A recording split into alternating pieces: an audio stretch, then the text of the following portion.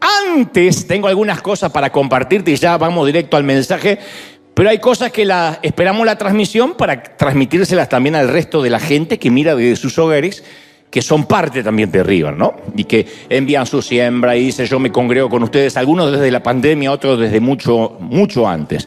Bueno, a decir, como te cuento siempre, cuando orábamos para que Dios nos diera esta arena, le dijimos al Señor que si nos lo regalaba, o sea, si nos daba la posibilidad de comprarlo, nadie nos regaló, pero lo compramos, íbamos a tenerlo abierto para todo lo que significa la comunidad.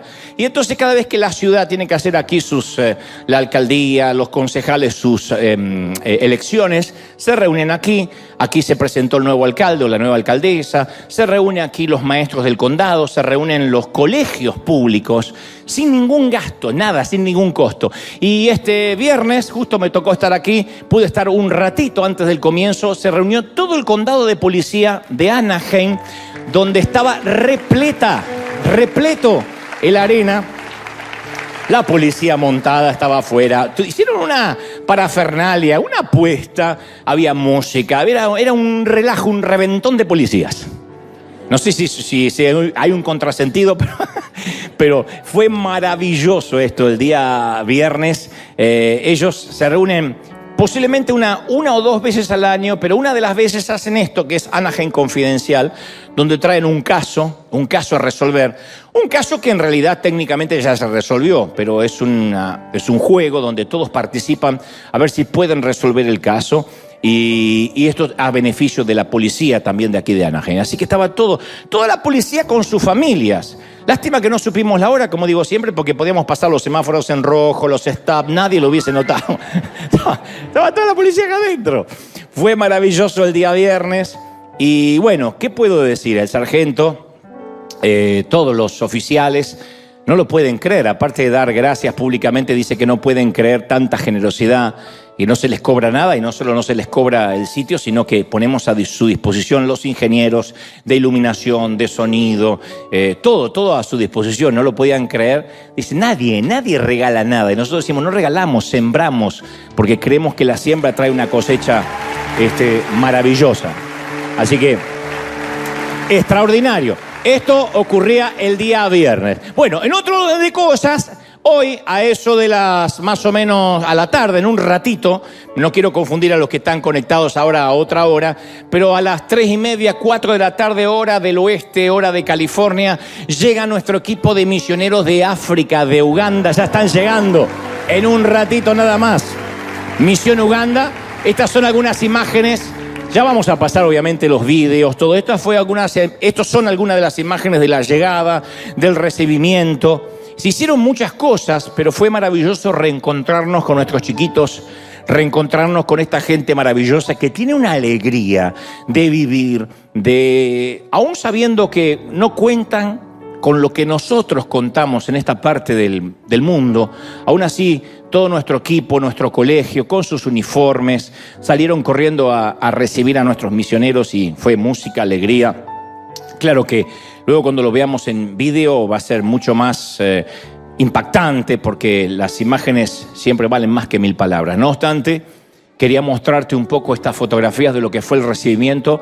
Para alguien que no sabe, sostenemos casi 300 chiquitos, 260 y tantos chiquitos. No solo los sostenemos a ellos, sino que, como verán ahora, salimos a bendecir la comunidad, preparamos bolsas. Estos chiquitos son huérfanos, viven con nosotros en nuestro colegio.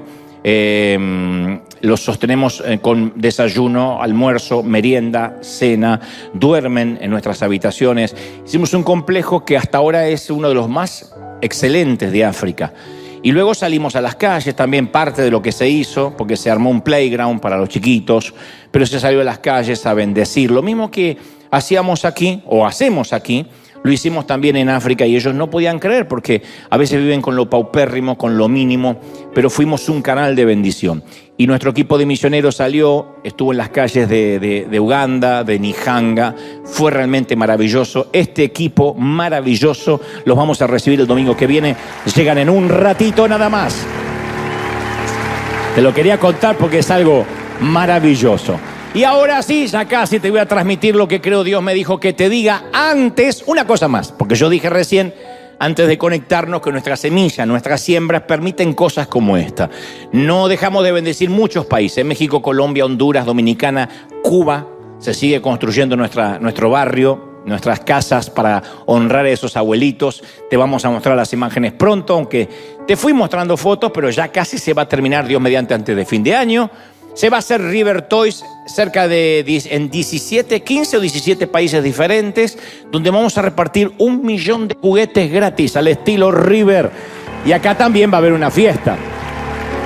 Acá también el 23 de diciembre, el sábado 23 de diciembre vamos a tener una gran fiesta acá enfrente, pero River Toys va a ser en todo el mundo. Bueno, no en todo el mundo, pero en unos cuantos países. Ahí están algunos: Argentina, Cuba, Uganda, Venezuela, Colombia, México, Panamá, USA. Vamos a repartir 1 millón de juguetes y aquí va a haber una enorme fiesta que estoy seguro que te va a encantar participar, traer a tus chiquitos, promocionar. Pero bueno, entre otras cosas también vamos al humilde país, Tierra Santa, donde yo nací, Argentina. Llegamos hasta la isla Maciel, junto al equipo de Más Vida Quilmes, junto con Carly Anacondia, que es quien está llevando adelante esto. La isla Maciel es un lugar muy pobre en Argentina y llevamos bolsa con alimentos, regalos, cortes de cabello, llevamos diversión para los chiquititos con un circo de un querido amigo también. Así que quiero que vean esto, tras estas imágenes de lo que pasó en Argentina, de lo que hace tu semilla allá en mi país, en lo último de la tierra. Te voy a transmitir después de esto lo que creo Dios me dijo que te diga. Mirá.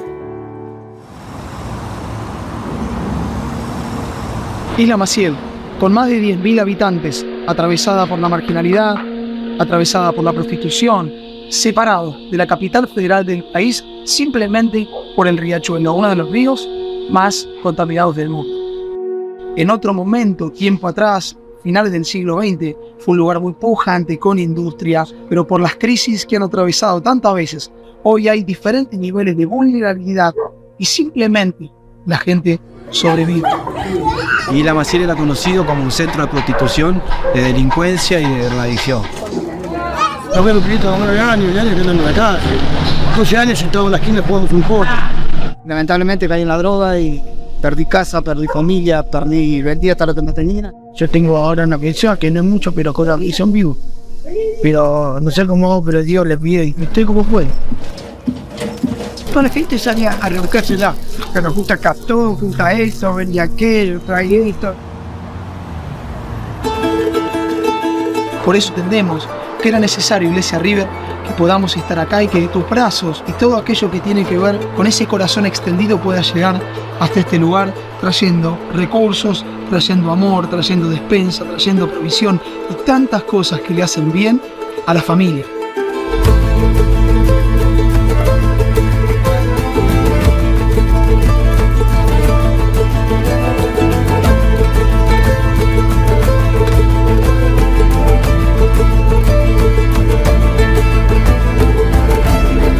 De un cristiano se espera que se muestre y que sea evidente rápidamente el amor de Cristo en nuestras vidas, la vida de Cristo, amén, y las buenas obras.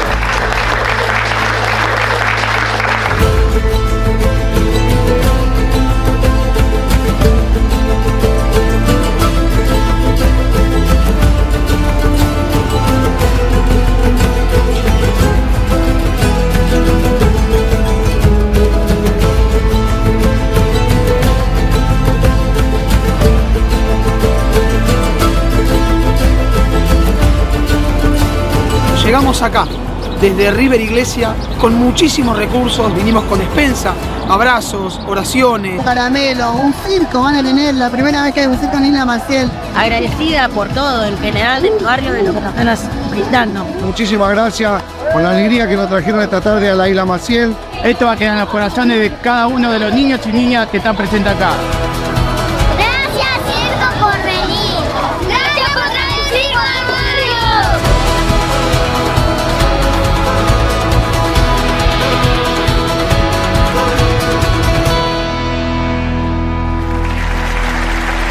Esa es tu semilla, ¿eh?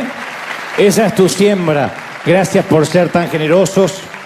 Y 2 minutos más, robo para aclarar. Yo decía recién, cuando hablaba de mi Argentina, acerca de Tierra Santa, y bien vale la aclaración, que alguien me dijo si yo me había pronunciado, habíamos dicho algo respecto a lo que sucede en Medio Oriente, en Israel. Y yo digo siempre que los que tenemos el oído de las personas, los que Dios nos dio la enorme responsabilidad de un gran público aquí en el mundo, uno tiene que cuidarse de no ser dogmático. Entonces soy muy cuidadoso de decir, bueno, sí o sí, el Israel es el reloj de Dios y esto sucede por tal y cual cosa. A veces, en el afán de querer dar una explicación, uno puede llegar a confundir más. Lo cierto es que ya sea Ucrania, Rusia, Palestina, Israel, siempre vamos a estar orando por las víctimas inocentes de cualquier guerra, de cualquier conflicto. Claro que oramos por Israel, pero no oramos más que por cualquier otro país que el día de mañana pueda estar en conflicto o en guerra. Independientemente de lo que pase a nivel escatológico, apocalíptico, nosotros siempre vamos a orar, no solo por las víctimas inocentes, por los soldados, por los muchachos que son reclutados cuando hay un conflicto y cuando nos enteramos a diario de que se cumple la palabra al decir oiréis de guerra y de rumores de guerra, de plaga, de pestilencias. Lo único que puedo decir es que Dios dice alzad los ojos al cielo, que la venida está cerca, que el fin está cerca, pero lo cierto es que siempre oramos, ¿sí? Siempre oramos. Me pronuncio o no me pronuncio en las redes, siempre nuestra oración va a ser por todos los países que están en conflicto y por los que están pasando necesidad. No hace falta ser cool, por decirlo en las redes, sino que oramos siempre sin cesar. Así que esta iglesia sí que está orando por Medio Oriente, como oramos también, no dejamos de orar por Rusia y Ucrania, que no pasó a ser una noticia vieja. Sigue el conflicto y también oramos por ello. ¿Estamos listos para lo que Dios nos va a dar, sí o no? No, hay 2 o 3. ¿Estamos listos? Sí. Muy bien. En este año se cumplieron 2 décadas desde la tragedia del transbordador de Columbia, la nave insignia de la nueva flotilla de la NASA. En la mañana del 1 de febrero de 2003, cuando regresaba a la atmósfera de la Tierra, el transbordador se desintegró, a pesar de que habían hecho algunas misiones anteriores. Un trozo de puma aislante del tamaño de una maleta se había desprendido durante el lanzamiento 16 días antes y perforó una de las alas de la nave. Y el calor intenso del reingreso a la atmósfera hizo que los gases penetraran en el ala, lo cual ocasionó una catástrofe que mató a los 7 astronautas. Y los escombros cayeron a lo largo de Texas, de Luisiana, mientras que miles de personas observaban al cielo horrorizadas. Y varios años después se emitió un reporte conmovedor acerca de la destrucción del Columbia. Dicen que cuando la misión estaba en progreso, cuando todavía los astronautas estaban en el espacio, los especialistas de la NASA se preguntaban si el daño del ala sería fatal, porque lo habían notado, se habían percatado del daño del ala en el despegue. Entonces se preguntaban si iba a haber un problema en el reingreso a la atmósfera. Y el director de aquel vuelo o de aquel proyecto, un tal John Harpole, concluyó con lo siguiente. Él dijo, si el ala está dañada, ya no hay nada que podamos hacer ahora. Los astronautas están en el espacio. Entonces sugiero que no le digamos nada a la tripulación, porque no pueden hacer nada. Es mejor que tengan un vuelo feliz. No podemos preocuparlos de antemano diciéndole que podrían morir inesperadamente al reingresar a la atmósfera, porque tampoco sabemos a ciencia cierta si esto es trágico. Así que no se lo digamos. De modo que la tripulación del Columbia nunca supo que era un caso perdido antes de que su nave espacial se desintegrara a 63.000 metros por encima de Texas. Esta gente nunca se enteró que tenían una sentencia de muerte. Entonces, cuando me llega esta noticia, cuando yo me entero de este reporte, hace muchos años, esta experiencia me presentó un dilema moral, como se los presentó a ellos. Digo, ¿qué haríamos nosotros si supiéramos que la tripulación está condenada a morir y fuéramos parte de la NASA? ¿Se lo hubiésemos dicho aunque eso les hubiese ocasionado una angustia mental indescriptible? ¿Se lo diríamos aunque sea para darles tiempo a despedirse, a reflexionar, a hablar con sus seres queridos, a comunicarse, porque se comunicaban con sus seres queridos. Quizá les daríamos tiempo para que hagan las paces con Dios, de ser necesario, o nos quedaríamos callados, como confesó este caballero de la NASA, permitiendo que las horas finales de los tripulantes fuera un tiempo de alegría, de algarabía, suponiendo que todo iba a estar bien, suponiendo que iban a reingresar a la atmósfera, iban a estar con sus seres queridos y que no iban a morir en las próximas horas. Entonces, en cierta forma, este dilema del Columbia se parece a lo que todos los cristianos, al dilema que todos los cristianos nos enfrentamos. Especialmente aquellos, insisto, a los que se nos prestó el oído de la gente. Y como decía hace un ratito, tenemos la enorme responsabilidad de decir lo que creemos Dios nos está diciendo. Y esta es la razón por la que hoy quiero hablarte acerca de la muerte inminente y lo que va a ocurrir inmediatamente en los primeros minutos apenas nos muramos. Esto se debe a que no hay excepciones. Las estadísticas en cuanto a la muerte son del 100%, o sea que no hay nadie que no vaya a morir. A menos que el Señor nos sorprenda antes en su venida, todos hemos de bajar al sepulcro, todos tendremos que desembarcar. Yo oí la historia acerca de un hombre que fue a su examen médico anual de rutina y cuando se va el médico le promete llamarlo con los resultados. Un par de días después le llega la llamada y el médico le dice: me temo, caballero, que le tengo muy malas noticias. Entonces el hombre se pone pálido y le dice al médico que continúe y le dice: bueno, es que le quedan 48 horas de vida. Pero eso no es lo peor. Y el hombre dice: ¿qué puede ser peor que esta noticia? Que me queden 48 horas de vida. ¿Qué puede ser peor? Dice: bueno, es que he estado tratando de llamarlo desde ayer.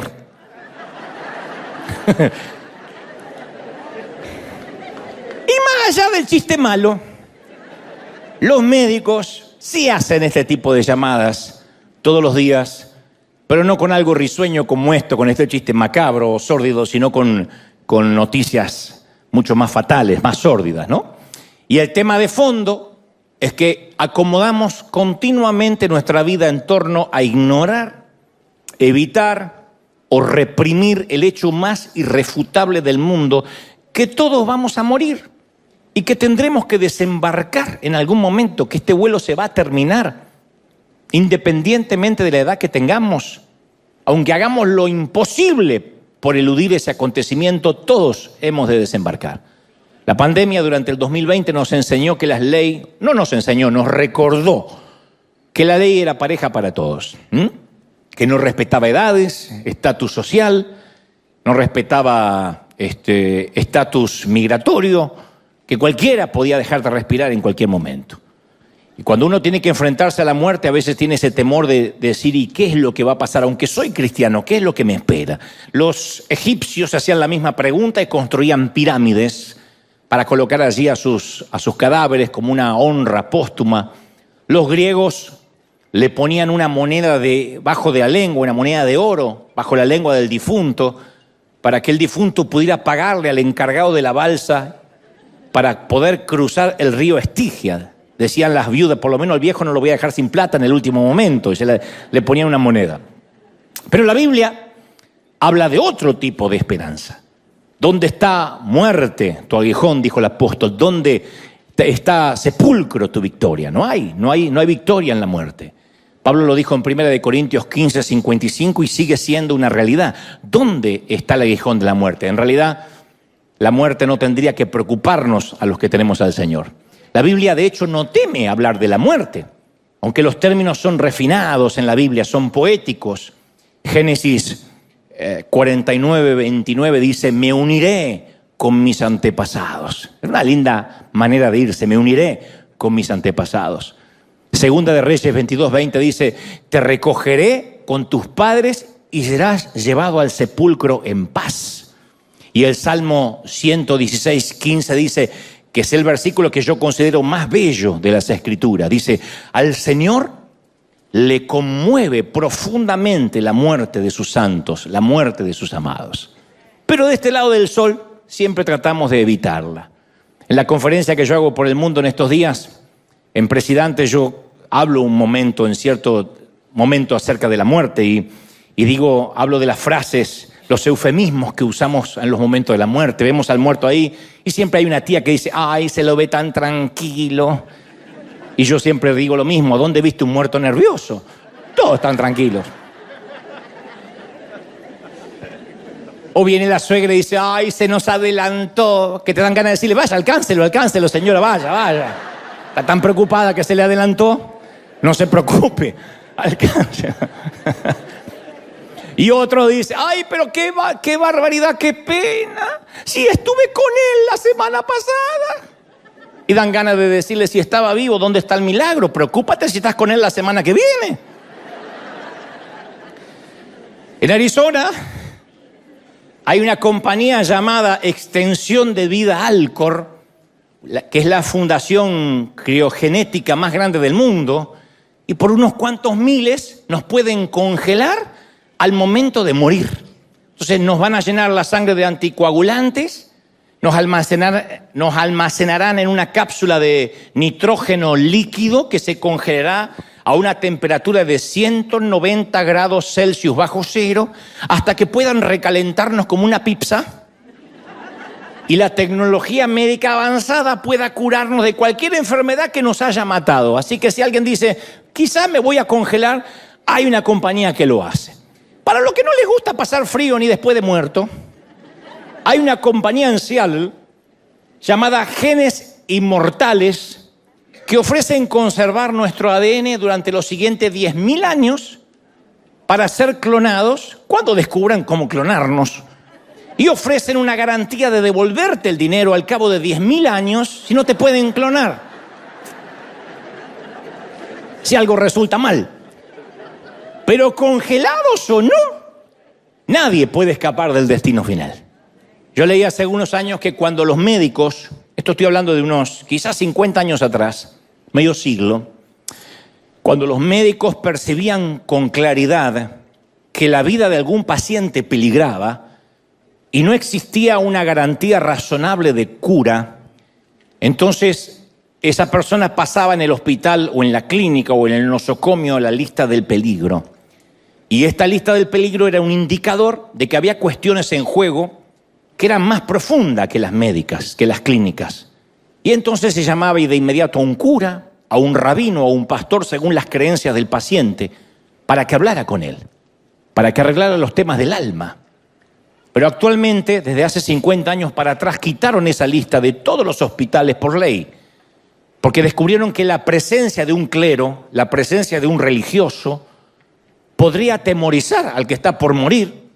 Así que, como en el caso del transbordador, prefieren no alertarlos que están a punto de morir. Y en vez de traerles a alguien que hable acerca de su alma, prefieren decirle que todo está bien o no hablar en todo caso, para no alertarlos. Por eso yo quiero hablar de estos primeros 5 minutos que considero que son los más emocionantes de nuestras vidas. Si yo te preguntara, ¿cuáles fueron hasta ahora tus 5 minutos, tus 300 segundos más sorprendentes, más emocionantes que has experimentado? Y hay una gran posibilidad que si pudiésemos recordar, quizás hayan sido los primeros 5 minutos al nacer. El tema es que no tenemos memoria, pero estoy seguro que nada supera esos primeros 5 minutos a cuando nacimos. Porque después de 9 meses de nadar en una placenta oscura, solitaria, de pronto descubrimos que había un mundo alrededor. Y descubrimos colores, todo junto, colores, sabores, sonidos, sensaciones, gente. No puedo creer que con esa cara ese sea mi papá y otras cosas. Si hubiésemos podido hablar, habríamos dicho, mamá, no tenía idea de esto es maravilloso. No tenía muchas ganas de abandonar tu seno porque 9 meses acostumbran a cualquiera. Pero esto es muchísimo mejor, mirá lo que me estaba perdiendo. Y por eso yo estoy seguro que los 5 minutos más asombrosos que vamos a volver a experimentar son los 5 minutos después de fallecer, los primeros 5 minutos después de morir. Que yo sé, me está mirando como diciendo, no tengo apuro, yo lo sé. Durante siglos, las mentes más brillantes de la Tierra dedicaron toda su vida en tratar de saber qué hay al otro lado de la muerte. Pero 5 minutos después de haber muerto, lo habremos sabido todos. Todos habremos de descubrir qué hay.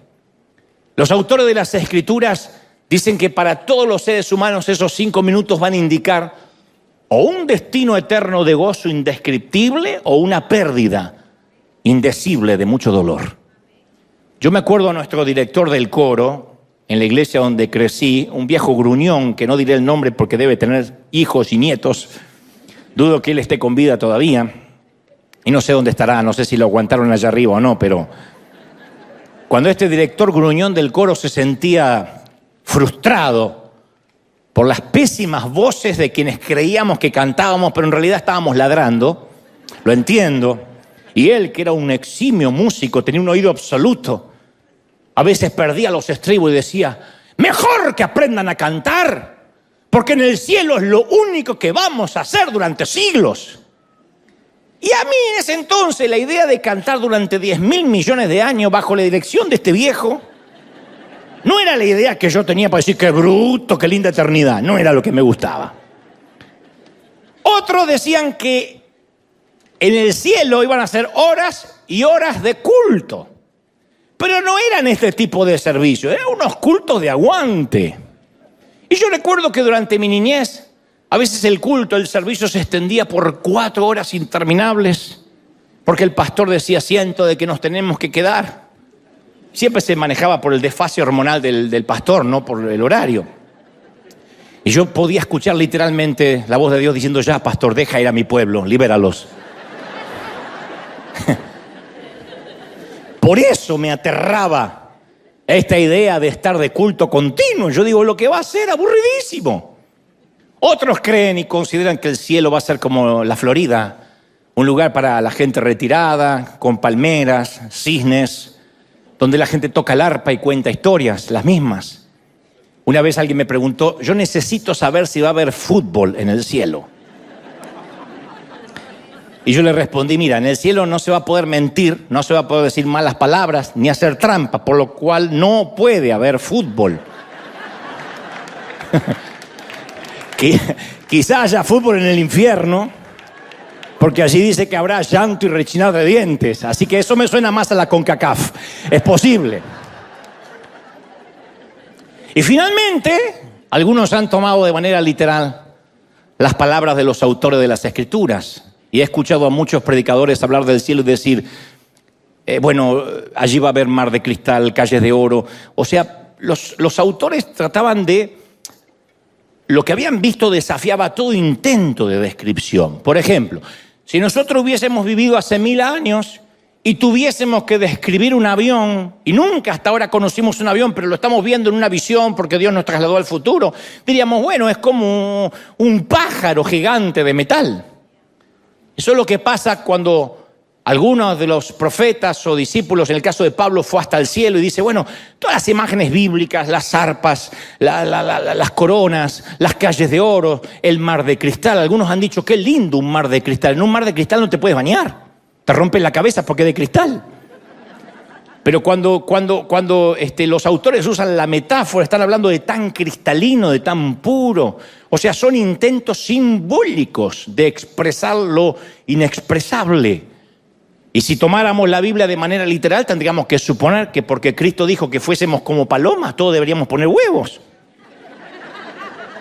Entonces, uno tiene que saber que es un lenguaje de hipérbole, de metáfora. Lo cierto es que en primera instancia, a priori, el apóstol Juan relata en Apocalipsis 19:9, dice, dichosos los que han sido convidados a la cena, de las bodas del Cordero. Eso es lo que más me grafica lo que primero va a ocurrir en el cielo. Juan dice que no solo veremos a Dios, sino que experimentaremos la alegría, el gozo de una boda, de un casamiento. Y aquí tengo que hacer una salvedad. Si has tenido hijos pequeños o los tienes todavía, seguramente en algún momento te habrán dicho que van a querer vivir contigo para siempre. Hay un momento que el niño dice, yo nunca me voy a casar. Es una clásica promesa infantil que todos los niños hicimos no sabiendo la imbecilidad que estábamos diciendo. Mamá, papá, aunque yo crezca, siempre me voy a quedar aquí hasta que ustedes sean muy viejitos y yo los voy a cuidar. Todo niño hace esa promesa infantil.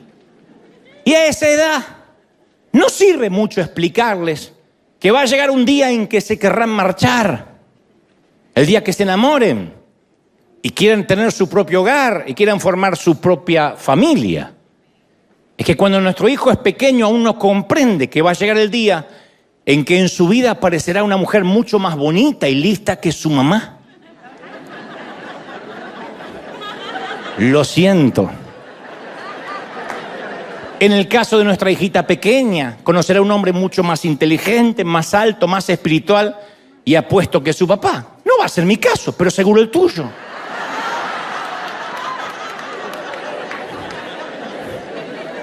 Pero en algún lugar, de alguna forma, llegará ese día. Y un día, mi niña se me acercará para decirme, papá, él es mi nuevo destino. Fui hecha para él. Tengo que estar con él, no me puedo imaginar la vida sin él. Y entonces, como yo soy un papá muy sabio, y si mi hija ya tiene suficiente edad y veo que ya pasó los 45, diré, es el momento. Entra en la vida, en el amor y en el gozo de tu Señor.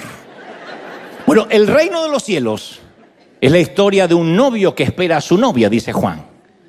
Y es posible que nuestra mente inmadura ahora todavía hagamos esas promesas infantiles. No, yo me quiero quedar acá y vivir muchos años. Pero ese encuentro llegará. Lo que pasa es que no tenemos idea. Todavía nadamos en una placenta oscura y creemos que esto es todo lo que hay de este lado del sol. Y decimos, no, yo me quiero quedar aquí.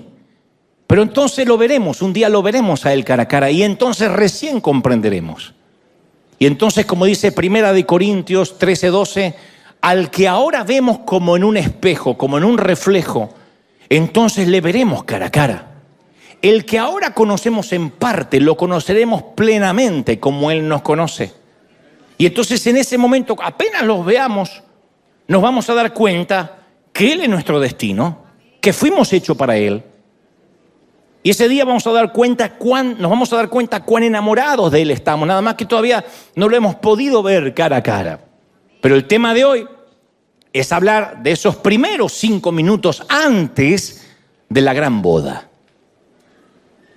En esos minutos tenemos que presentar nuestro vestido de bodas limpio, impecable, limpio de cualquier imperfección, de cualquier imperceptible mancha, porque es lo que quiere una novia.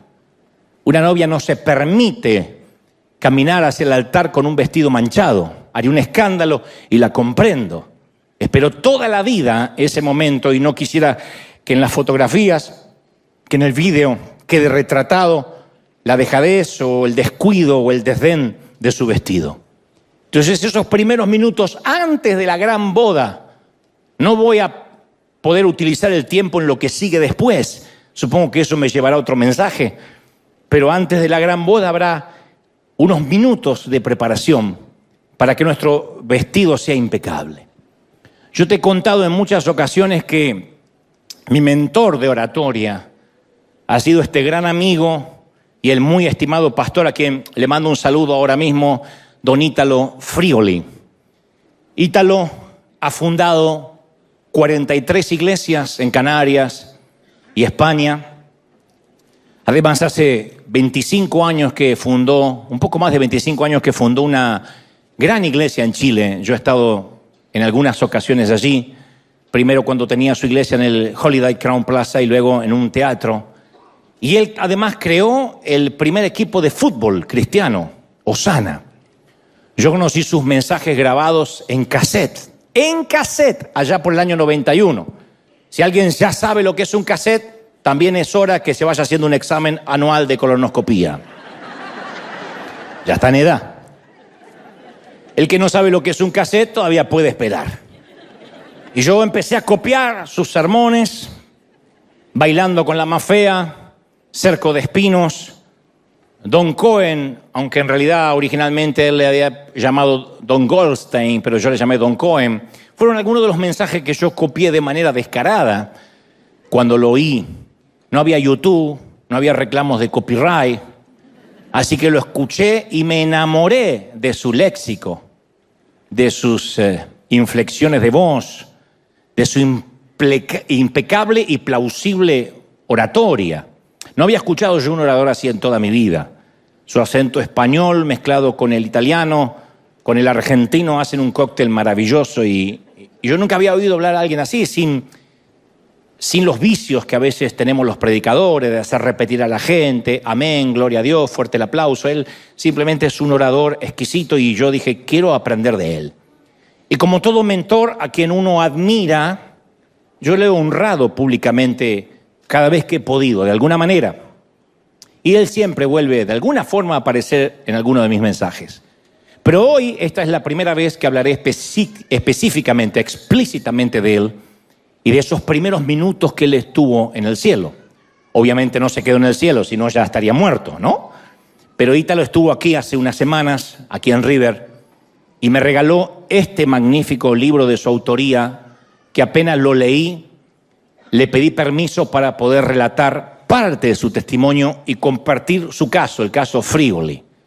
Obviamente te voy a compartir un pequeño fragmento, yo no podría compartirte un libro completo hoy. Y nunca he hecho antes algo así, nunca. Con ningún otro libro, ni siquiera con los míos, con ningún otro autor. Pero el relato me conmovió tanto que supe de parte de Dios que debía compartírtelo. El libro se llama La Entrevista y está disponible hoy mismo en nuestro bookstore. Para quienes lo miran en cualquier parte del mundo a través de Amazon, lo pueden solicitar. Y yo lo quiero recomendar, endosar y desafiarte a lo que lo puedas leer, desafiarte que lo leas sin tener que detenerte a llorar en cada capítulo. No es esta la idea de hacer un negocio, ni mucho menos, porque no es algo que me haya pedido Ítalo. Él jamás me dijo promociona mi libro, simplemente me regaló uno. Hay muchos que me hacen llegar libros de todas partes del mundo. Tengo muchos autores, amigos, que me regalan sus libros. Nunca he usado este sitio para recomendar un libro. Porque no quiero que alguien sospeche o soslaye la idea, bueno, quiere vender algo, ganar algo con esto. En primer lugar, en primera instancia, a priori yo no gano nada. Ojalá me hubiese hecho participar de esto, pero no me ha hecho participar. Y él, supongo que cobrará alguna regalía por los libros, pero no era el hecho de lo que hoy te voy a compartir. Lo cierto es que le dije, Ítalo, necesito compartir lo que tú escribiste allí en el libro. Y él me dijo, sí, me emociona, me conmueve, y quiero que la gente que te oye pueda tener una idea de lo que me pasó.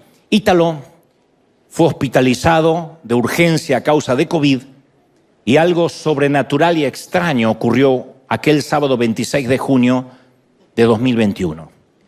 Él dice que le costaba respirar, que sus pulmones estaban casi por colapsar y entonces sintió que sus fuerzas se iban y su cuerpo se hacía cada vez más liviano y tuvo la misma sensación de estar flotando.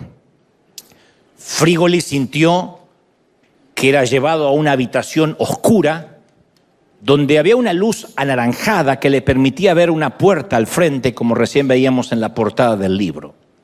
Y también sentía la presencia de otra persona aquí a su derecha, por encima del hombro, aunque él jamás la podía ver. Él dice, yo no supe si era un ángel, si se trataba del mismo Señor. Y dice, no vi ninguna luz. Y él no vio ninguna luz. Además de esa luz anaranjada, no vio una luz en un túnel, ni ángeles, ni escuchó música celestial. Lo que sucedió, lo que sí pasó, es que toda su vida trascendió ante sus ojos. Y entonces en la oscuridad de esa habitación aparecieron imágenes como si se tratara de una pantalla de cine. Y lo primero que ve son imágenes de su niñez. Se vio con unos 9 años, recuerda cómo estaba vestido, en dónde era, yendo a la tienda a comprar huevos y pan por pedido de su madre. Notó que regresando a casa un huevo se le escapó de sus manos y se le rompió, así que decide regresar a la tienda y en un descuido de la dependiente roba un huevo para reponerlo. Ítalo no recordaba ese episodio de su vida. Y ese fue el principio de la entrevista que le da título al libro. Quien estaba detrás de su hombro le pregunta, ¿qué es eso? Y él empezó a decir, bueno, es una cosa de chicos, ni siquiera me acordaba. Una bobería, una chiquillada. Y la voz le dijo, ok, entonces eres un ladrón. Ítalo insistió que no era un ladrón. Dijo, no, yo no soy un ladrón, solo repuse un huevo. Y entonces comenzaron a aparecer imágenes de otros momentos en su vida en los que se quedó con algo que no le pertenecía. Cuando era joven se encontró con una billetera en un restaurante y en lugar de entregarla, se quedó con el dinero que había dentro. Y otras ocasiones en que había hecho esas pequeñas cosas que casi no recordaba. No era un robo a mano armada, no había entrado nunca a un banco, nunca había metido las manos en un bolsillo ajeno, pero sí esos pequeños descuidos que a veces cometemos. Y el Señor le volvió a decir, o esa voz le volvió a decir, entonces tú eres hasta que tuvo que admitir que era un ladrón. E inexorablemente aparecieron más imágenes de su vida. Porque todo pecado no confesado por más insignificante y pueril que parezca, aparece en esa pantalla. Todo pecado que él nunca dijo, que nunca puso bajo la sangre de Cristo, empezó a aparecer en esa pantalla. Y comenzó a sentir Ítalo una enorme vergüenza. Él no quería que el Señor o que ese ángel viera esas imágenes. Y dice, aparecieron escenas de mi juventud, mentiras, algunos chistes con doble sentido que a veces uno hace entre caballeros, entre hombres, que él no le había dado mucha importancia, pero estaban ahí en esa pantalla con lujo de detalles. Y una y otra vez la voz le preguntaba, ¿y eso qué es? Y mi querido mentor tuvo que comenzar a contestar con el nombre explícito que Dios le da a cada pecado. ¿Cómo le llamas a eso? Eso es mentira. Y aquello es engaño. Eso es enojo. Eso es una mala palabra. Bueno, es que a veces hablamos así, los hispanos. No. ¿Cómo le llamas a eso? Blasfemia. Eso es lujuria. Eso es robo. ¿Qué es aquello? Odio. Eso es ira. Esto es resentimiento. Esto es envidia. Esto es falta de perdón. 1000 imágenes y se le pidió que lo diga con el nombre indicado. Ítalo resalta que a esta altura su espíritu comenzó a tener un dolor que no podía describir con palabras. Él dice, ningún dolor físico se parece a lo que yo sentí en mi espíritu. Y él rogaba que la entrevista se terminara de una vez. Pero empezó a ver los momentos de violencia, de ira. Se podía escuchar a sí mismo maldecir e insultar. Por ejemplo, se vio en medio de un partido de fútbol. Yo te dije que él fue el creador de un gran equipo en Chile llamado Osana. Y él es un gran futbolero, un gran seguidor, fan del fútbol. Y él vio como miles, en la pantalla, como miles de personas gritaban obscenidades contra un mal arbitraje. Le gritaban al árbitro que se muera y se acordaban de su familia. Y él vio cómo él se unió a esos gritos en medio de la euforia. Pero de pronto, de alguna forma, se le bajó el volumen a todo el resto del estadio para que solo pudiera escucharse su voz, su insulto al árbitro. Todo el estadio muteado y apareció su voz. Y luego aparecieron los momentos en que deseó la muerte a alguien. Vio las ocasiones en que mientras conducía maldijo a otros conductores. Se recordó, apareció en la pantalla cuando una mujer que cree que maneja hizo una maniobra imprudente y él le insultó con palabras y gestos. Cuando Ítalo me contaba esto y yo pensaba en mis chinos, a esta altura dije, no tengo posibilidad. Y el Señor o la voz le preguntó, ¿qué es eso? Y él quería decirles que eran palabras que se lleva el viento, que no significaban nada. Él es de descendencia italiana y los italianos siempre parece que están gritando o moviendo las manos ampulosamente. Es una costumbre también argentina. Pero no pudo excusarse. Le recordó a Mateo 12:36 que dice la palabra, más yo digo que de toda palabra ociosa que hablen los hombres, de ella darán cuenta en el día del juicio. Entonces, ¿cuántos de nosotros hemos deseado el mal a alguna persona en algún momento? Tan solo lo hemos pensado, hemos dicho, bueno, ya le va a ir mal. Como hizo las cosas, no merece que les hagan las cosas bien. Ya voy a ver cómo cae. Siéntate en el umbral de tu puerta y verás pasar el cadáver de tu enemigo. Lo decimos como si fuera un proverbio bíblico. Dudo que se recupere de esa enfermedad. Está pagando lo que hizo. Y esas palabras Esos pensamientos se empezaron a reflejar en la pantalla. E inmediatamente le vino a la mente Mateo 5:22 cuando Cristo dijo: pero yo digo que cualquiera que se enoje contra su hermano será culpable de juicio. Y cualquiera que le diga necio a su hermano será culpable ante el concilio. Y cualquiera que le diga fatuo, que es lo mismo que decir torpe, imbécil, menso, quedará expuesto al infierno de fuego. No es esta una ley mosaica, no es la ley de un viejo profeta, es el Señor.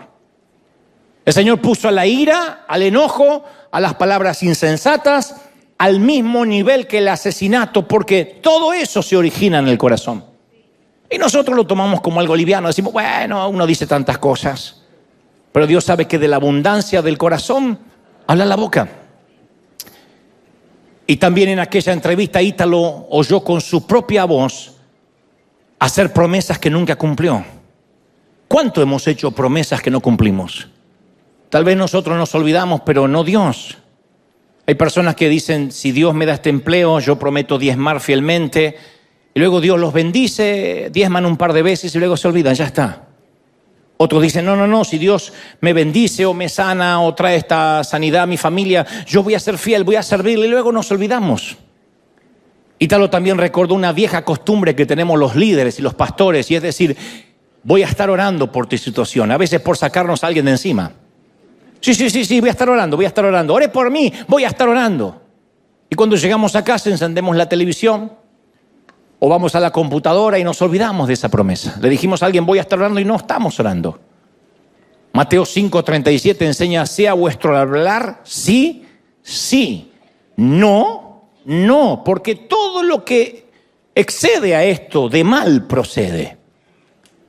Entonces Ítalo se vio diciendo y haciendo cosas y palabras y pensaba, ¿cómo pude ser tan estúpido? ¿Cómo pude ir a tal sitio? ¿Cómo pude decir esas palabras? ¿Cómo pude pensar esas cosas?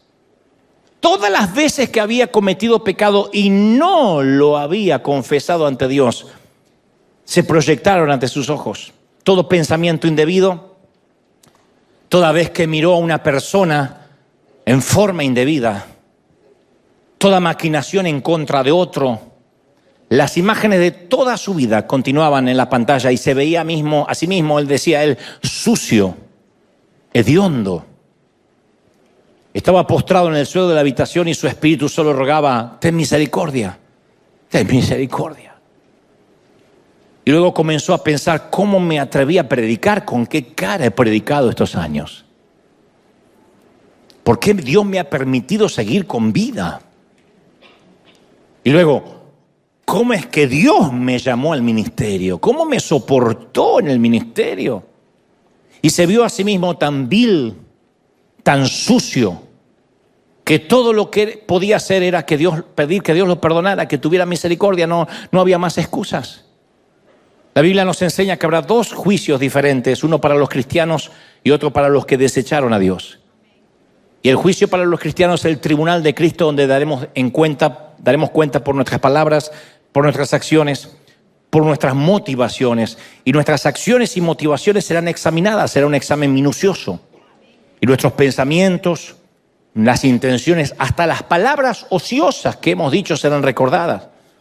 Dice la Biblia más, yo digo que toda palabra ociosa, palabra holgazana, palabra que está de más, en el afán del chisme, que hablen los hombres, darán cuenta de esas palabras en el día del juicio. No es una hipérbole, no es una metáfora. Uno dice, ¿cómo toda palabra? ¿Cómo todo pensamiento? Toda acción, pero todo, ¿a qué se le dice todo? Y solemos pensar que es una hipérbole. Como cuando le decimos a nuestro hijo, te he dicho 1000 veces que cierres la puerta. Obviamente no se lo hemos dicho 1000 veces. Exageramos para que le quede claro el mensaje. Te dije 1000 veces que haga la tarea. Y a veces pensamos que el Señor cuando dice todo está usando una hipérbole así, una exageración.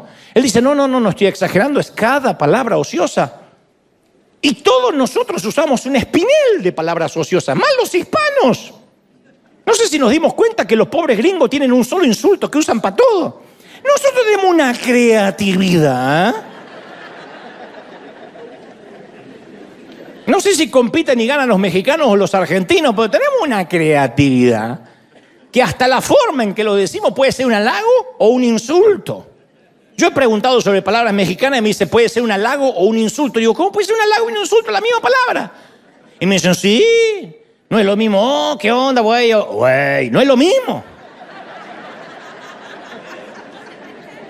Y usamos otras palabras que no son insultos. Decimos, ¿te puedo ser sincero? ¿Te puedo abrir mi corazón? ¿Te puedo ser sincero? ¿Cuántas veces decimos, ¿te puedo ser sincero? Lo cual habla que normalmente mentimos. Alguien que me dice, ¿te puedo ser sincero? Me está pidiendo permiso para ser sincero por primera vez en su vida. Es un hipócrita. No me diga, te puedo ser sincero. Se supone que eres sincero. O decimos, en mi humilde opinión. Nuestra opinión tiene que ser asertiva y directa, sin falsa humildad. No hay opinión humilde, hay opiniones. Uno es el humilde, no la opinión. Soy humilde y te doy una opinión, o soy un orgulloso y te doy una opinión, pero la opinión es la opinión. O la famosa, ¿te puedo decir algo sin que te enojes? Que de hecho se va a enojar. Porque no hay peor cosa que intentar controlar las emociones del otro. Te voy a decir algo y estoy esperando y dando por sentado que no te vas a enojar. ¿Quién soy yo para manejar tus emociones? Si tengo que decir, te puedo decir algo sin que te enojes, es porque yo sé que eso te va a herir. O mínimamente te va a enojar. Ay, sí, no me enojo, estás más gorda. ¿Qué te va a decir? Palabras ociosas. Como dicen en las redes, con todo respeto. Con todo respeto, deje de predicar boberías o se va a ir al infierno. Con todo respeto. Si tenemos que anteponer con todo respeto, es porque no tenemos nada de respeto. El respeto no se anuncia. El respeto se tiene o no se tiene. Y yo te tengo que decir con todo respeto, el respeto no se anuncia, el respeto se tiene o no se tiene. O el popular, dicen que. ¿Quiénes dicen? Dicen que esto que pasa en Israel, dicen que la pandemia, ¿quién? Dicen, ¿qué noticia? En internet. O tenemos fuentes fidedignas, o estamos hablando de chismes, repitiendo rumores baratos. Y el Señor dice, toda palabra daremos cuenta. Habacuc dice, el profeta dijo que ni siquiera Dios puede mirar el pecado. Ezequiel es aún más directo y dijo, el alma que pecare, esa morirá. Y en el cielo no puede entrar sombra de pecado. A las bodas del Cordero no puede entrar sombra de pecado, porque eso traería muerte y en el cielo no hay cementerios. Y como en el cielo no hay cementerios, no puede entrar por esa puerta que veía Ítalo sombra de pecado. Pero ¿qué hacemos nosotros en nuestra vida cristiana? Lo relativizamos. Decimos, bueno, Él conoce mi corazón. Juzgamos al otro por sus acciones, pero nos autojuzgamos por las motivaciones. Decimos, ¿cómo pudo hacer tal cosa? Pero tú hiciste lo mismo. No, pero yo no quise hacerlo. Yo lo hice de corazón. O decimos, yo no vivo bajo la ley, vivo bajo la gracia. Pero terminan siendo excusas banales, porque a veces tenemos más temor de ser descubiertos por el pastor que por Dios. Y creemos que Dios es nuestro Padre, pero no creemos que es nuestro juez. Y entonces tratamos de pasar por la vida negociando con nuestros pecados. Y entonces esto se debe a que pensamos que porque alguna vez hicimos una oración del pecador, todos los pecados que cometamos de ahora en más ya no importan. Es cierto que el Señor murió por los pecados que hicimos, por los que estamos cometiendo ahora y por los que vamos a cometer, pero eso no nos exime de confesar y pedir perdón. Soy hecho nueva criatura cuando llego a Él y a partir de ahí, todos los días, tengo que presentarme ante el Señor y cubrirme con la gracia. Claro que este es un mensaje de gracia, pero la gracia no viene por sí sola si yo no sé que estoy infringiendo la ley. Pablo dijo, ¿cómo valoraréis la gracia si no conocéis la ley? Si uno no sabe qué ley está infringiendo, la gracia no le va a tener ningún valor. Pasa como con nuestros hijos criados en este país. Si la mayoría no sabe lo que es la pobreza y no sabe lo que es la escasez, ¿cómo se va a transformar en un niño agradecido por lo que tiene? Lo más probable es que dé por sentado todo y que crea que el mundo le debe algo. Y hay muchos que no saben lo que están transgrediendo. No saben lo que hicieron. Por consecuencia, pisotean la gracia, porque la gracia para ellos no significa nada. Si tú no sabes que tienes cáncer, no vas a valorar el tratamiento contra el cáncer. Te da lo mismo si nunca supiste que tenías metástasis.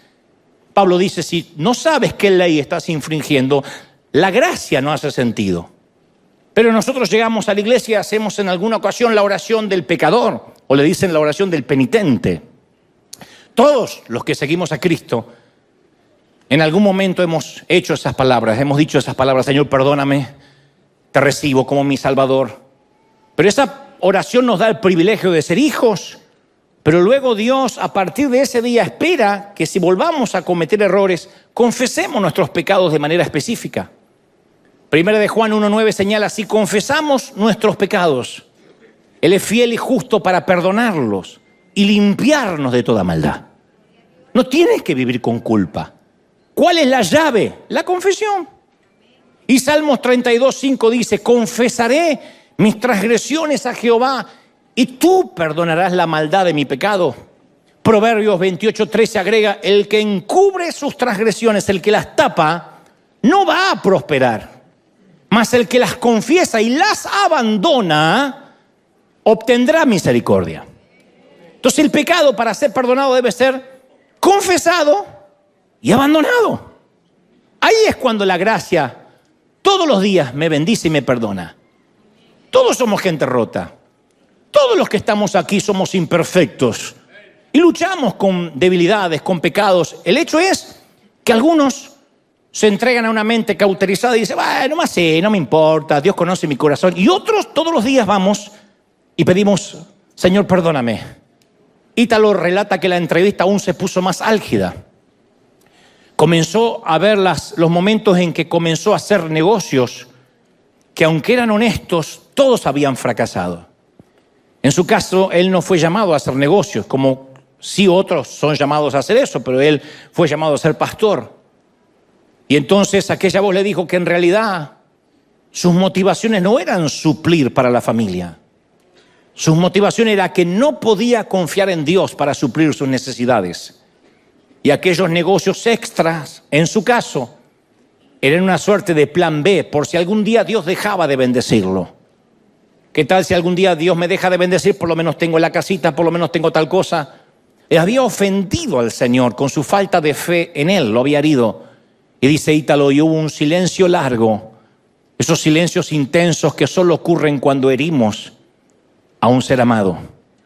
Luego le mostró las veces en que se había distraído y había perdido el enfoque de su llamado. Le mostró las personas que había dejado entrar a su círculo, a su vida, y que no eran de bendición, sino eran de distracción. Dios no le empezaba a hablar ahora de pecado, sino de peso. Pablo dice que seamos libres de todo pecado y del peso que nos agobia. El pecado es lo que podemos reconocer. El peso son aquellas cosas que nos distraen. No son pecado etimológicamente, pero nos distraen, nos desenfocan. Ítalo solo le rogaba el perdón a Dios. Y no supo cuánto duró aquella entrevista, pero cuando terminó, dice, yo me sentí más limpio que nunca. Sentí un gozo indescriptible que no tuve en toda mi vida de cristiano, una euforia inusitada. Y todo ese dolor de su espíritu se transformó en una gran alegría. Sintió una enorme paz. Dice, tenía ganas de saltar, tenía ganas de correr, de gritar de alegría. Estaba eufórico, estaba exultante. Y cuando Frigoli me relata esta historia, le pregunté, ¿y dónde queda la gracia? ¿Qué pasó con aquello que todo había sido perdonado y limpiado por la sangre de Cristo? Y él me dijo muy atinadamente, no, Dante, todo lo que alguna vez confesé y cubrí con la sangre no apareció en esa pantalla. Yo tenía muchos más pecados, pero eso no apareció, no estaba borrado. El Señor solo quería que confiese con mi propia boca lo que nunca había confesado, lo que había ocultado, incluso lo que había olvidado. O lo que relativizaba, bueno, esto no es pecado, ¿quién no tuvo mal día? Todo pecado que le había pedido perdón al Señor alguna vez, jamás apareció en aquella pantalla, no existía. Estaba en foja cero. Pero hasta que Él no nombró cada pecado por su nombre, con el nombre en que lo conoce Dios, no con las licencias semánticas que nos damos nosotros para que el pecado no suene tan feo. Él no le llama debilidad, Él no le llama error, Él no le llama a todo les pasa. Hasta que Él no confesó los pecados con el nombre que se lo conoce al pecado en el cielo, ese pecado no desapareció. Y los pecados no funcionan como las causas judiciales que luego de varios años sin movimiento prescribe la causa y se cajonea para siempre. Hay gente que ha salido libre, han descubierto que ha sido un asesino, pero luego de 20 años y entonces la causa está prescripta.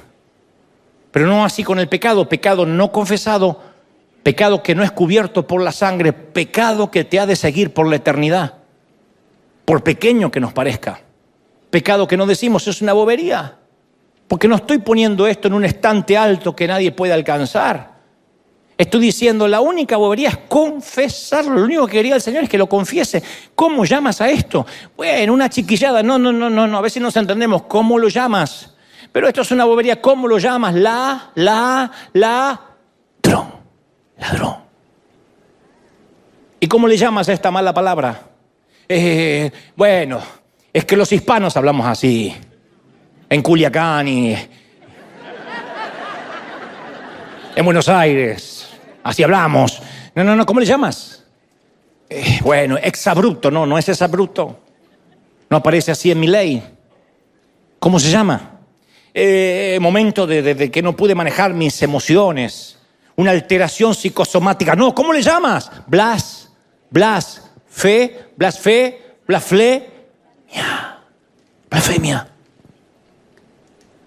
Y hasta que no lo confieses, eso va a estar ahí, arruinando tu foja, manchando tus vestidos para las bodas.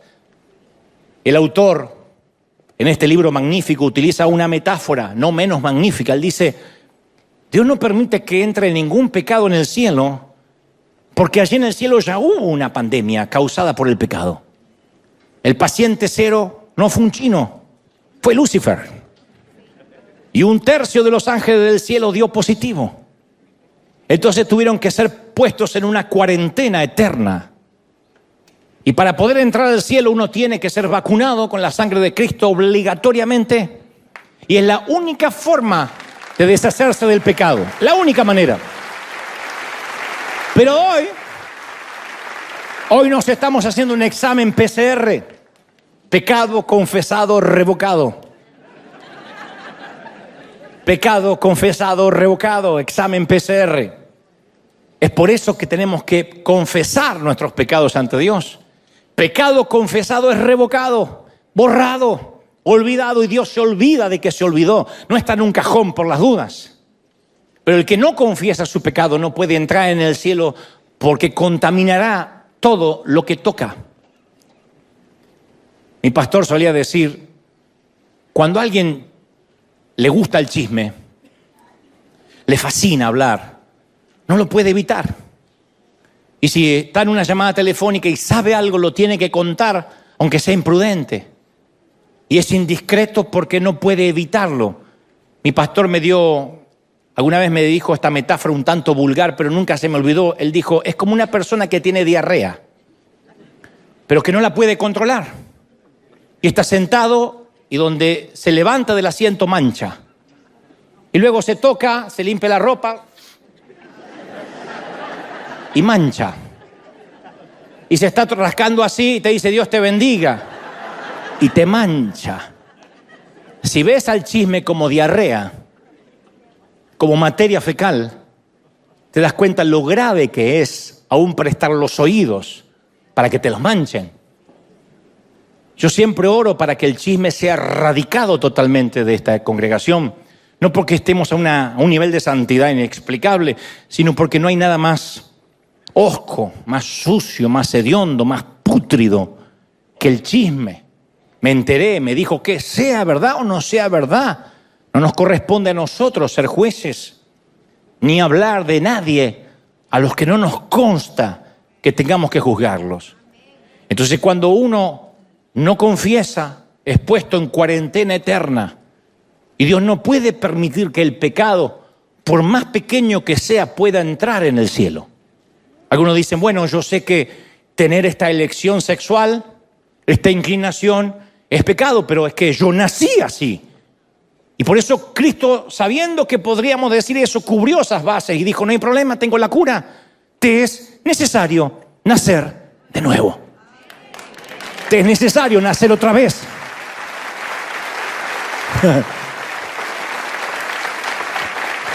Pero solemos hacer confesiones selectivas.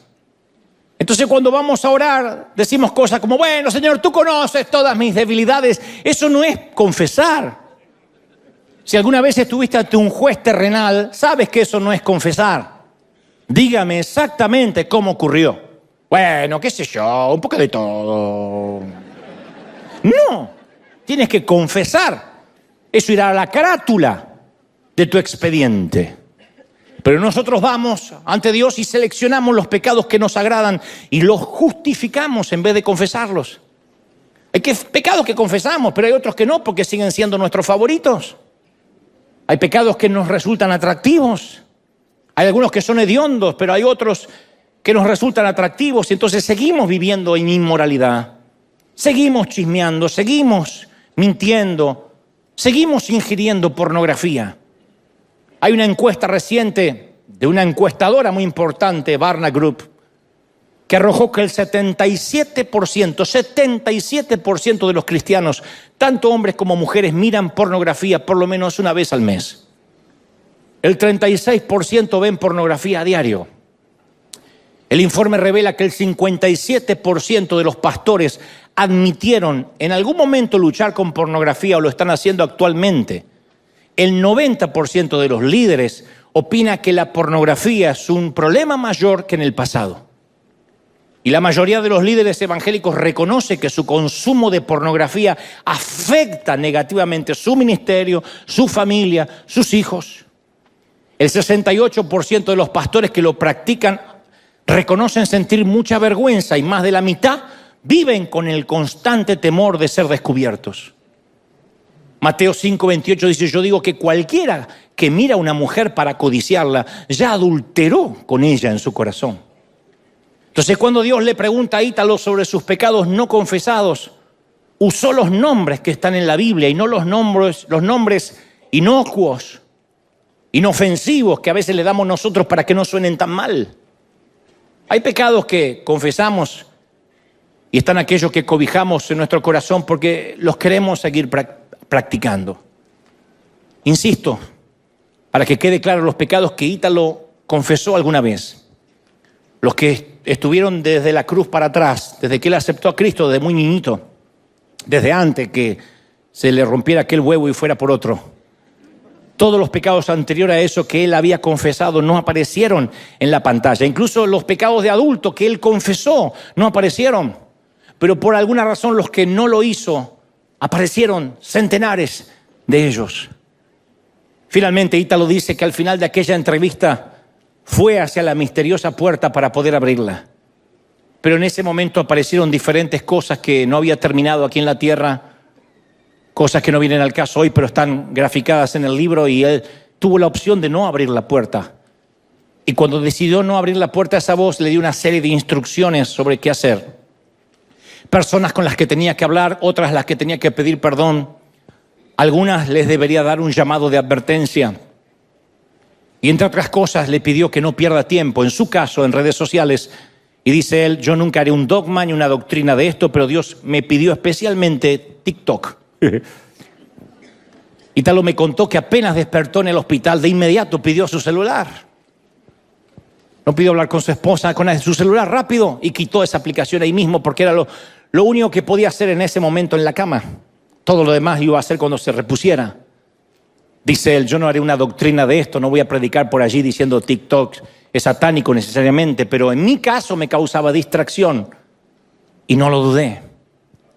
No está haciendo una doctrina, digo, pero el pedido fue específico. Distracción. Todos en algún momento hemos hecho algo estúpido, todos. Frigoli confiesa que estando en esta entrevista se dio cuenta de la cantidad de cosas estúpidas que había hecho toda su vida. Siendo cristiano, ¿cómo pude haber hecho tal cosa? ¿Cómo pude tomar esa decisión absurda? ¿Cómo a veces no nos damos cuenta que por no confesar nuestros pecados estamos obligados a vivir con las consecuencias de esas decisiones? Por no confesar. Porque este mensaje no tiene la idea de que todos se vayan con una culpa atroz. Si te vas con una culpa atroz, no entendiste lo medular del mensaje. Hay que confesar. Señor, este es mi pecado.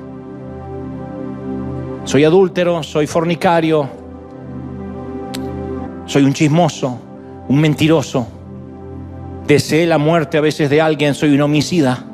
No digas, bueno, es un deseo, en realidad no quería que pasara. Soy un homicida. Soy un ladrón. Me quedé con un vuelto de más, me di cuenta que se equivocó con la muchacha con el cambio y dije, lo tomo como bendición de Dios. Soy un ladrón. La Biblia menciona que cuando Esaú cambió su primogenitura por un plato de guisado, luego intentó arrepentirse de esa decisión con llanto, con lágrimas, pero no encontró el perdón. Hebreos 12:16 dice el escritor, porque ya sabéis que Esaú, aún después, deseando heredar la bendición, fue desechado y no hubo oportunidad para el arrepentimiento, aunque la procuró con lágrimas. Entonces yo creo que llega un momento en la vida, y coincido y adhiero a lo que dice Frigoli, que a veces es demasiado tarde, que aunque busquemos la oportunidad de arrepentimiento con llanto, es tarde, pero no tarde porque la gracia se ha acabado, no se ha acabado todavía de este lado del sol. Es tarde para aquellos que sabiendo hacer lo correcto no lo hacen, e igual siguen en inmoralidad. Y a veces una respuesta emotiva un domingo, levantar las manos, no es un cambio de mente, porque las lágrimas no siempre son el indicador de un cambio interior. Las lágrimas a veces pueden ser de remordimiento, no de arrepentimiento. Las lágrimas de remordimiento es sentirme con culpa. Las de arrepentimiento es sentir vergüenza ante el Señor. Dame una oportunidad. ¿Y cuántas veces hemos visto a gente con lágrimas decir, no lo vuelvo a hacer nunca más? Y 3 días después vuelve a hacer lo mismo, porque ha perdido el temor de Dios, porque cree que Dios es un títere que puede ir a buscar cuando quiere, porque no se arrepiente y dice nunca más. Podemos llorar y podemos mentir a la misma vez, no te quepa la menor duda. Pero mientras no nos arrepintamos y confesemos, siempre vamos a volver a lo mismo. Y si no renovamos la mente, nunca vamos a cambiar de vida. Nada es tan poderoso como una mente renovada. Entonces no te permitas volver a lo mismo, no nos permitamos volver a lo mismo. Proverbios 26:11 dice, como perro que vuelve a su vómito, que se come su propio vómito, es el necio que repite su necedad. Ítalo tuvo la oportunidad de volver a la vida otra vez, pero eso no nos garantiza que nosotros tendremos la misma oportunidad. Yo creo que Dios permitió esa experiencia en él para alertarnos. Ítalo tuvo la oportunidad de confesar y arrepentirse por cientos de pecados que él no había confesado, pero eso tampoco nos garantiza que nosotros tengamos esa misma oportunidad. Lo cierto es que en este momento todos nosotros somos los tripulantes del Columbia y en cualquier momento nos tocará entrar en la atmósfera celestial. Y debo confesarte que el ala de nuestro transbordador está dañada. Y sí, las cosas podrían salir mal. En un examen médico de rutina, nuestra vida podría cambiar tal como la conocemos. Y por eso, y en el afán de no preocuparte, yo no quiero ocultarte tu situación y mi situación de emergencia, que nuestra nave se podría desintegrar en cualquier momento. Y ahora, hoy, en este preciso momento, tenemos que poner las cuentas al día con nuestro Dios. Este no es un mensaje para que te vayas a llorar toda la semana. Es un mensaje para decir, yo me voy a cruzar esta puerta con alegría, con el mismo gozo que tuvo Ítalo cuando confesó el pecado. Entonces vamos a tomar un tiempo para decir, ahí, a donde tú estás, no te estoy pidiendo que se lo digas a nadie, solo a Dios. Señor, este es mi pecado. No le busques nombre, no busques excusa, no te está preguntando el por qué. Dios dice, tan solo dime el nombre y mi sangre lo cubrirá. Pero si no está claro el nombre de tu pecado, mi sangre no lo puede cubrir. Yo no cubro brotes psicóticos. Mi sangre no cubre momentos de debilidad que tú ya sabes. Mi sangre cubre pecados. Y si tú quieres ser limpio de todo pecado, estamos a una oración de distancia, a un paso de pedir perdón, aquí y en casa. Cuando Ítalo me contó esto, en vez de escuchar música en el automóvil, me dediqué a recordar pecados. Señor, ahora me acuerdo de esto, nunca hablamos de esto. Y también me viene a la mente esto otro, y Espíritu Santo, ayúdame, como decía David, aún de pecados que me fueron ocultos, que no me di cuenta. Y no para sentirme culpa y hacerme sentir un gusano. El Espíritu Santo inmediatamente trajo a mi mente cosas que hice, que hago a diario. Digo, hoy Señor, yo no pensé que estaba mal, pero está bien, no quieres justificación, perdóname. Soy un chismoso.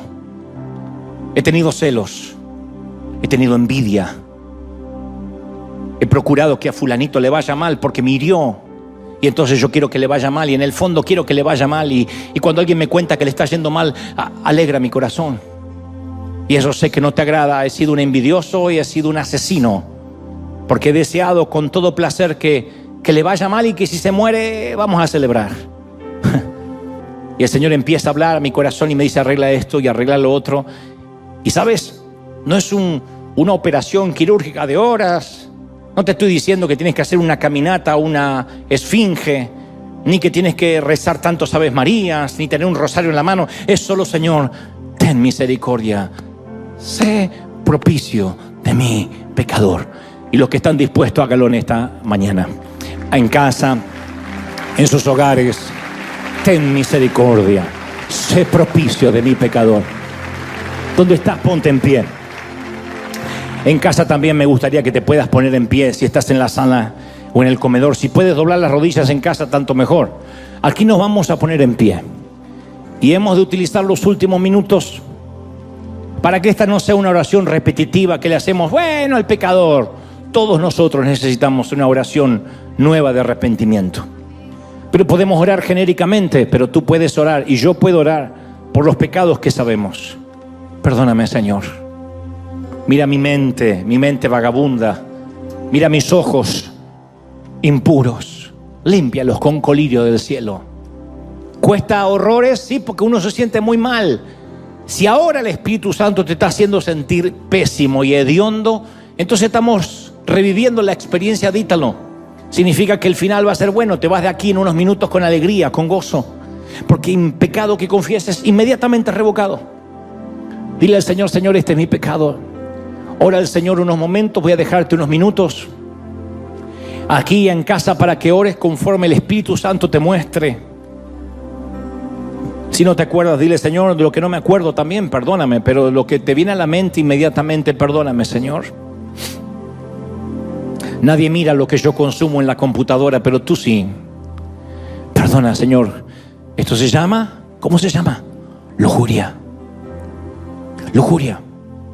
Dile, Señor, perdona la lujuria. Y cuando tú mencionas los pecados, vas a ver como el efecto Frigoli. Le voy a llamar hasta el día que me muera el efecto Frigoli, porque este testimonio me ha impactado.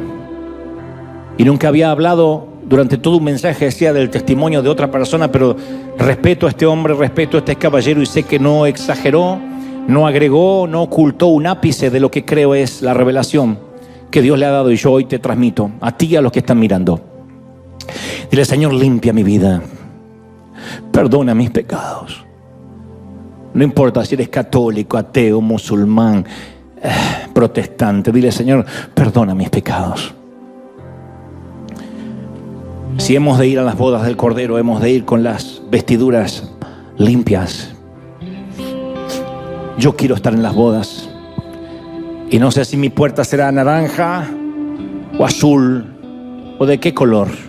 Pero quiero atravesar esa puerta sabiendo que no hay sombra de pecado que pueda entrar. No hay pandemia que pueda expandirse en el cielo. No hay muerte, por eso no hay cementerios. Señor, límpiame. Y sé que por mis propios medios, con doctrina, nunca seré limpio. Porque somos de la naturaleza de los que pecan. Los que tienen hijos pequeños o lo han tenido saben que un niño puede mentirte a los 3, a los 4 años. Fue mi hermana. Maestra, el perro me comió la tarea. Mi mamá estuvo enferma, por eso no pude hacer la tarea. 3, 4 años. Son egoístas, se pelean con sus hermanos. ¿Quién les enseña? El Señor dijo, vuestra naturaleza es pecar. Eso es lo que hacemos, a eso nos dedicamos, a pecar. Y el Señor en el Sermón del Monte dijo, no podréis ser justos como vuestro Padre en el cielo, si no es a través del Hijo. Dile, Señor, limpia mi vida ahora. Tu gracia me alcance. Uy, levanta las manos y bebe de esta gracia, bebe de este perdón. Padre, he predicado esta mañana lo que creo has puesto en mi corazón. He transmitido lo que creo me has dicho. Señor, y yo te pido ahora que tu Espíritu Santo termine, selle la tarea, imparta, transforme, imparte las vidas, afecta, sella estas palabras. He hablado lo que me has dicho, pero sé que tu Espíritu Santo ahora hace otra tarea. Toca jóvenes, niños, ancianos, a los que están llorando del otro lado de la pantalla, en su casa, en sus hogares. Tú, Señor, lo haces y nos limpias y nos purificas. Vamos, vamos, vamos. Yo siento que en esta confesión viene el gozo del Señor. Porque Ítalo lo sintió, porque yo lo he sentido. Porque estás en una euforia como que has vuelto a nacer. Y tú dices, wow, podría vivir con esto. Y el Señor dice, puedes vivir con ello. Solo ve a mi presencia todos los días. Antes de dormir, no sea Netflix lo último que hagas, sino tus rodillas diciendo, Señor, límpiame, perdóname, aún de lo que no me doy cuenta.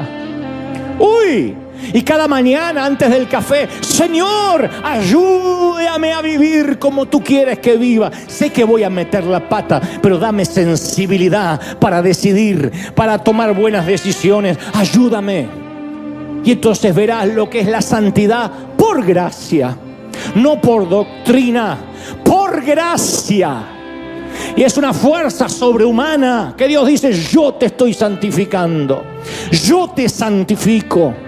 Y quita el chisme, y quita la ansiedad, y quita la lujuria, y quita todo aquello que estorba al Espíritu Santo. Vamos, levanta las manos y bebe, bebe, bebe, aquí en casa. Padre, gracias por esta mañana, gracias por tu bendición, por tu gloria, por los jóvenes, por los niños, por tanta gloria en este sitio. Nos alineamos, nos calibramos contigo. Gracias, Señor, por esta palabra. Gracias por permitírmela transmitir a través de mi hermano y mi pastor Ítalo. Gracias por lo que nos has dado, por este sencillo mensaje, por estos rudimentos, por este ABC, por este volver a las bases, por esto fundamental que nos has hecho recordar. Te doy gracias. Bendice, Señor, a River, bendice esta congregación, bendice a los que están oyendo de todas partes del mundo. Gracias porque la alegría, el gozo de tu salvación ha vuelto en muchos. Gracias porque la alegría se ha recuperado y el gozo no se va. Señor, bendice, toca, declaro que octubre será octubre, noviembre y diciembre será un trimestre de bendición. Que veremos tu gloria, que veremos tu bendición, que seremos libres, sanos, prósperos, benditos en el cuerpo, en el alma y en el espíritu. Amén, amén y amén. Gloria a Jesús. Si crees que Dios te habló, celebra al Rey. ¿Cómo te ama el Señor? ¿Te ama el Señor, sí o no? ¿Cómo nos ama? Dale un aplauso al Señor.